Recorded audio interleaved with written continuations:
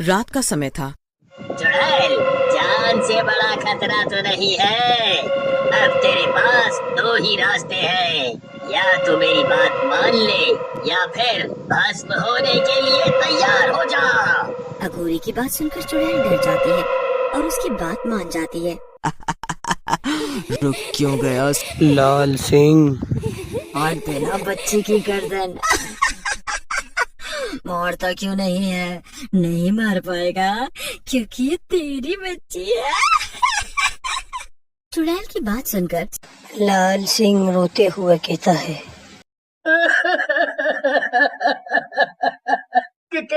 कौन कौन हो तुम चुड़ैल, और मेरी बच्ची के साथ ऐसा क्यों कर रही हो? उसे छोड़ दो। तुम्हें जान चाहिए तो मेरी जान ले लो, लेकिन उसे मत मारो। सोन सिंह की बात सुनकर चुड़ैल हंसने लगती है और बोलती है, बहुत मजा आ रहा है तुझे रोते हुए देखकर। अब मजाक बहुत हुआ। अब अगर तुझे अपने बच्चे की जान चाहिए तो मेरी बात माननी होगी, समझा? चुड़ैल की बात सुनकर सोन सिंह चुड़ैल के पैरों में गिर जाता है और बोलता है, चुड़ैल, मेरा ये सर आज तक किसी के आगे नहीं झुका, लेकिन अपनी बच्ची की जिंदगी के लिए मैं तेरे पैरों में अपना सर रख रहा हूँ। इसे छोड़ दे और यहाँ से चली जा। सोन सिंह की बात सुनकर चुड़ैल हंसने लगती है और बोलती है, मैं जैसे ही आई थी वैसे ही जाऊंगी, लेकिन तुझे अगर अपने बच्चे की जान प्यारी है तो मुझे रोज खून ला कर देगा, वो भी इंसानी।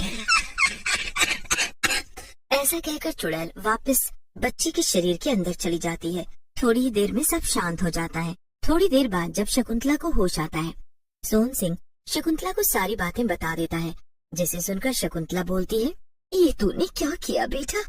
तू मार दे उस बच्ची को, नहीं तो वो इस राज्य में और हम सब की मौत बन जाएगी। वो एक शापित बच्ची है। शकुंतला की बात सुनकर सोन सिंह कहता है, कैसी बातें कर रही हो माँ? वो मेरी बेटी है, भला मैं उसे कैसे मार सकता हूँ? पर माँ, तुम भी ऐसा कैसे सोच सकती हो? अब चाहे कुछ भी हो जाए, मुझे कुछ भी करना पड़े, मैं अपनी बेटी की जान बचा कर रहूंगा। ऐसा कहकर सोन सिंह वहाँ से चला जाता है। उसके बाद सोन सिंह रोज चुड़ैल के लिए इंसानी खून लाता है और उसे पिला देता है। धीरे धीरे बच्ची भी बड़ी होने लगती है। एक दिन सोन सिंह बच्ची के साथ जंगल में से गुजर रहा होता है। तभी वहाँ एक साधु बैठे होते हैं। बच्ची हंसते हुए साधु के पास जाती है और बोलती है, बूढ़े, मुझे तेरा खून पीना है।